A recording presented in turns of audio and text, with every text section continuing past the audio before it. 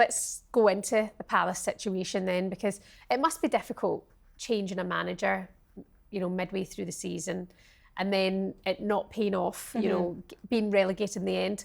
How did the team deal with that? What was the camaraderie like in the dressing room? Yeah, no, like you touched on, obviously it was difficult. I think obviously no team wants to get relegated, do they? And obviously that was the outcome of the season, and obviously we're all very disappointed with that. But I think the season as a whole, when we look at it, I think it just kind of shows the fine margins of the WSL. I think there was a lot of games where we were in it, in a lot of games. We competed. I think there's a few games where we conceded in the 95th minute to lose games, which is devastating when you're fighting that hard to kind of stay up and to concede goals. I think we conceded a direct free kick from Tottenham in the 95th minute, and it's just like, oh, you're kidding. But I think that just shows the difference in the league from the Championship to the WSL, and I think it was a big learning curve for all of us as players and for the club as well. What would you say is, so obviously I talk about this quite a lot. Yeah. I'll say, look, there's the Championship, but then there's the WSL. So it's like you're saying, you are competing, but what is it, just like a mistake, a switch off, or do you actually just notice that the levels are, I don't think some people quite understand levels are just... I think it's the level. Yeah. Like, there's so many games that we played in that we were dominating, had chances, didn't take them, and they would have one or two chances and in the back of the net. I think the Spurs one for me is the biggest one because it was a direct free kick outside. I think it was on the 18-yard line. You're thinking, you need this to be perfect. Yeah. It's the last second of the game. And she puts the top bins. And it was, yeah. And it's like, that's the difference. Like, it is. And I don't feel like you get away with it in the Championship level. And I think that was a big learning curve for us. Yeah. Was just, it's the quality of the players, isn't it? They're just a different level. Do you think, obviously you get promoted, you're excited, you want to start the season, get stuck in it, do you look back and go, oh, maybe we were a bit too eager? Could we have been a bit more reserved and just been more compact and hard to beat to try and stay in games? Or were you like on board with, no, let's get after teams, come on? Yeah, it's easy when you look back at it, I think, to say maybe we should have been a bit more compact, made it more difficult. But I think, obviously, like you said, you're excited, you want to play. And I think in those early games, we did play some really good football. And when you're doing that and you're playing well, you're like, oh, I want to continue to do this. But then when you're not getting the points, and you're not getting the rewards, I suppose, in a way, you kind of think maybe we should have shut up shop, and just like try and, if you don't concede, you're more of a chance to get points and to stay up, But obviously, like you said, when you're excited for playing in the WSL. But also, you mentioned it there, some of those games, Palace played brilliantly. Some really, really good football, and I think took a lot of people by surprise. So you're right, it comes down to the fine margins at times and taking the chances, or regretting not taking those chances. And do you think that'll continue, that kind of style in the Championship, or will there be players coming and going? I mean, are they going to try and strengthen to go straight back up? I think for me, from what the conversations I've had with the club and from what they've spoken to us, it's about we want to go back up. It's such a big club, and to see the progression of where the team's been over the last couple of years and to get that taste of it. I think the club as well, once you get that taste, you want to play in the best division in the world. And we played some nice football. I think we're going to continue to do that in the Championship, but the Championship, again, is a different beast. It's a difficult league. I've played in there for loads of years, so have you, and it's like you can go away to a team and people are like, oh yeah, you should walk that. It's never like that. No. So it's going to be difficult. It's a nightmare league. It's a nightmare league. I do think if Palace keep the majority of your squad, I do think that you will be in a good place because the year he's got promoted, in my opinion, I think you were head and shoulders up kind of above everyone. Like, I was like, yeah, Palace will get promoted. They'll do it. Just you were organised and you played. Yeah. It was obviously then just going to the WSL. It's just like fine margins. It's fine margins and levels in the team. But I would expect Palace to come back into the champ. Just but we need to get the job done here. And get back up. Obviously, you've got the likes of Birmingham who are still chomping at the bit to try and get promoted. And like you say, it's a tough league.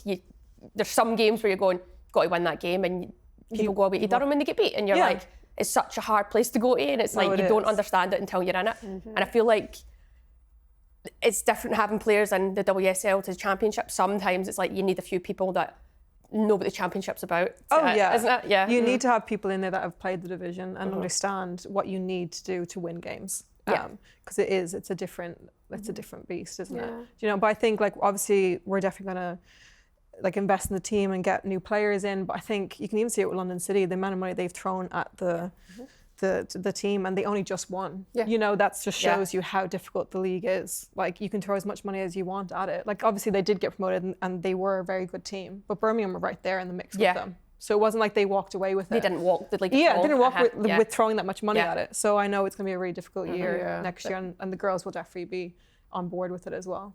Also, elephant in the room, no manager yet. Yeah, no manager yet.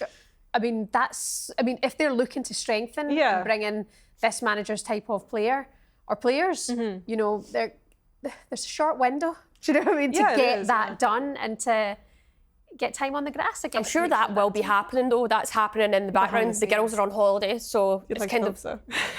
Yeah, no, like as in, I'd like to hope so that it's happening behind the scenes. I'm sure it is. Like they're usually quite on top of things like that, and you could see the quick turnaround from our last coach to our new coach over the WSL spell. So hopefully that's the case and gets announced soon enough so we can kind of get back to it, I suppose. Who do you think for manager, Palace? They've approached me, but I've said I'm not ready. I don't want to take the head role right now. I'd rather be like There's a lot of people available. I'd seen, was it Soccer Donna the other day had released a managers available, and I was like, I'm sure it was it. There was quite a few, and I was like, any good ones for us? Yeah. So yeah, Amber Whiteley's one, just with the Irish connection with you two, I'm like, because she did a nice job in the interim at Liverpool, a really good job actually. I'm thinking, is there question marks over her? Amber Whiteley to the champ, or would she be holding out for a WSL? I don't know. I was trying to ask her a few questions at camp. Oh, yeah? She like, don't talk. Let me know. Let me know. She kicked me out. She got me out at camp. I don't know if she's more happy where she lives and settled life. So I don't know. I guess it's like for managers these days, a lot of things has to be right. Yeah. Isn't it? So it's a lovely club. Palace. Yeah, it's a big club. I think there's a lot about it in terms of like for coaches, head coaches really want to like, if they want to progress, it's the club to be, I think. They're really supporting the women's side and they want to push on and be an established WSL team. So hopefully that means we'll have someone in the door soon. I feel like when you look at the last, say, 5 years of Palace, like even since they did the Conti Cup at Selhurst Park, really showing their interest to have women's football and Palace kind of put together you hadn't done in the past. And then to get into the WSL was a big step. So now they'll just be looking to continue to try and build. But as you say, the levels between the champ and the WSL are different gravy, you know. And we're getting used to seeing that more and more, aren't they? Going up the leagues is just so hard unless you are throwing more and more money in it. Yeah, but like you've touched on there, like London City obviously chucking money in doesn't make a great team. No, right away. It takes time, and you have to build on that. It'll be interesting to see what happens with them in the summer. You're seeing them being linked to some big players, but again, it's like people need to get. You need to buy in. It needs to be a culture. You need to get behind it. It is. You do. It is. It is. You need to get behind it though, because you can have as many superstars as you want, but if they're all like not buying in or giving each other the most they can, then you're not going to win, are you? Yeah. So. And that's something that really gets to me right now. I think there's clubs out there that are just like, I'll take this player, I'll take that player. Oh, look at her age, and I'm like, you've actually got people in front of you that are good players that you can work with and develop and get better, and you can have them for a few years and make your club better. But it's like people want quick fixes everywhere. You're seeing that a lot right now, and that really gets to me. And obviously now, because I'm getting old, there's literally like, as soon as you get to 28, it's like you start to get a wee question mark beside your name. This way, And then I know, I'm 28, so I'm gonna move over here, Well, you're doing fine right now, you're okay, you've got this. But there's actually a thing with clubs, and you're just like, no, I know, They don't want to speak to a 30-year-old, and you're like, they could have 4 years, 5 years of football in them, but it's like, it's just the way the women's game is right now. Because the men's game's not like that. Well, it used to be. But I think you look now at the access that they have, obviously, they've got physios and doctors and to keep them fresh. And manage them individually. I think in the women's game still, people, it's like you have to be doing the exact same as everyone. Do you know what I mean? And it's not like specific to keep you going at the best. You know? You need to do what Ronaldo's doing. I was going to say, why? What are you looking at? No, I'm not looking. I'm just saying, you know, you need to do what Ronaldo's doing. Because his body identifies as a 25-year-old. Yeah, I've seen that. Yeah. He's 40. Yeah, like it was crazy. Like he's 40 years old yesterday, and he's still scoring winning goals. trophies. Yeah, it's amazing. Yeah, like how can I couldn't live that life, mind you. He is. The dedication from him. He's too dedicated. Yeah, I'm miles off it. in terms of that dedication. Yes, Cass, we know when you're in a pub last night, you're nothing like Ronaldo. I'm the real Ronaldo. Yay! Do you like to enjoy a glass of wine, Hayley, or is that like against your football beliefs? No, yeah, I do, yeah.